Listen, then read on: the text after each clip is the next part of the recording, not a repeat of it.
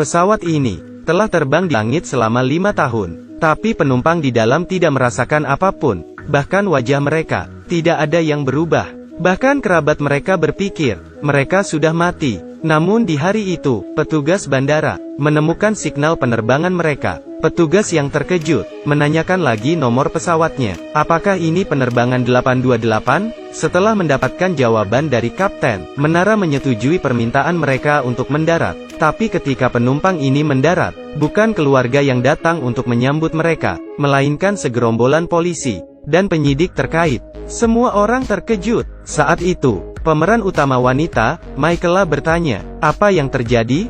Mengapa tidak membiarkan kami pulang?" Penyidik menyentuh kepalanya dan berat memberitahunya, "Pesawat yang kalian tumpangi terbang di tahun 2013 dan sekarang tahun 2018. Artinya, kalian telah pergi selama 5 tahun. Kalian sudah lama dianggap meninggal." Semua orang terkejut, karena untuk mereka, ini hanya 3 jam penerbangan.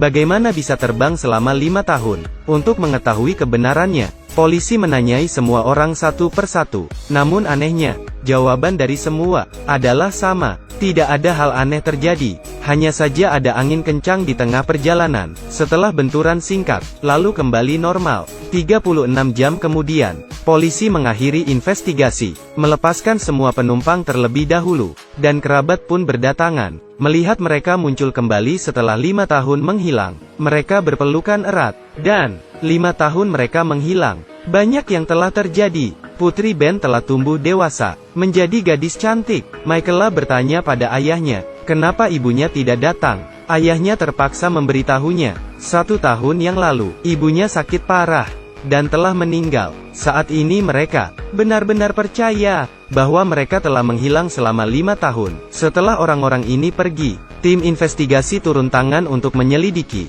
memulai pemeriksaan menyeluruh terhadap mesin. Alasan mereka ingin mencari tahu, mengapa pesawat ini bisa terbang di udara selama 5 tahun, dan tidak ada penumpang di pesawat yang bertambah tua. Apa yang sebenarnya terjadi? Di sisi lain, mereka yang pulang dengan selamat, menyadari di dalam diri mereka, ada sebuah kekuatan. Di telinga Michaela, tiba-tiba mendengar suara. Excuse me, can you slow down? Tapi pengemudi dengan marah, berkata, apakah kamu perlu mengajariku cara mengemudi? Tapi kemudian suara itu datang lagi. Slower. Slow down now!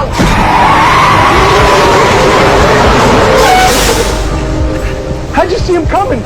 Lady, how the hell? Setibanya di rumah, dia memberitahukan kejadian ini kepada Ben. Ben berkata, jangan beritahu siapapun tentang ini. Polisi dan penyidik pasti akan menggunakanmu sebagai subjek penelitian. Lagi pula, kita baru saja turun dari pesawat itu. Tapi di hari kedua, ketika Michaela sedang berlari, dia melewati sebuah gudang, dan suara di telinganya muncul lagi. Suara itu berkata, tapi bagaimanapun juga ini adalah rumah orang lain. Ini seperti membobol sebuah rumah. Dia pun berbalik dan pergi begitu saja. Tapi di malam hari, ternyata sekali lagi, suara itu muncul. Michaela menyadarinya, itu mungkin sesuatu yang membimbing dirinya. Jadi dia memanfaatkan malam, datang ke gudang lagi. Tapi yang tidak disangka, Ben kakaknya juga datang. Ternyata, ketika Ben lewat di sini hari ini, dia mendengar suara memanggil. Keduanya merasa, ini tentu tidak disengaja. Untuk mengetahui apa yang terjadi, mereka diam-diam membuka pintu, melepaskan 2 anjing itu. Keesokannya, polisi menerima laporan. Setelah penyelidikan, ternyata mereka tertangkap kamera pengawas. Untungnya, petugas polisi Jared adalah mantan kekasih Michaela. Dia membawa Michaela kembali ke gudang, berharap untuk mendapatkan maaf dari pemilik, agar tidak melaporkannya. Namun, ketika dia berjalan di dekat gudang lagi, suara itu muncul lagi. Michaela bingung, kenapa suara ini masih ada? Jangan bilang bukan 2 anjing yang akan dilepaskan? Tepat ketika Jared dan pemiliknya sedang bernegosiasi, dia pergi ke halaman belakang, melihat 2 anjing yang ditemukan, berjaga di depan ruang terkunci. Seketika Michaela mengambil sebatang besi, merusak kuncinya. Dia melihat 2 gadis kecil di dalam. Ketika melihat kembali, Jared telah menjatuhkan lelaki tua itu. Jared bertanya padanya, bagaimana kamu tahu tentang 2 gadis yang hilang, terkunci di ruangan itu?